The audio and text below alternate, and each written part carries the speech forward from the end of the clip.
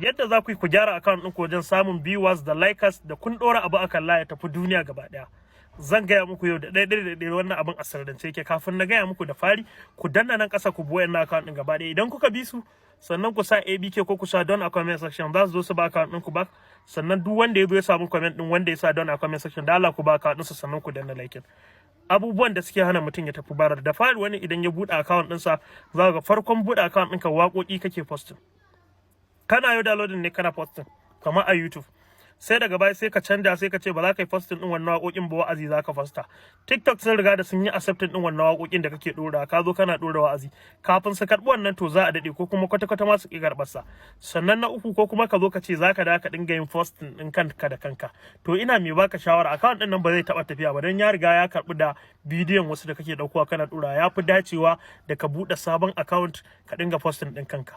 Sannan masu downloading din bidiyon wani, ko me za ka yi ka je ka yi downloading din bidiyon wani kamar bidiyo na sai ka je ka dora account ɗinka, wannan ya zama copyright.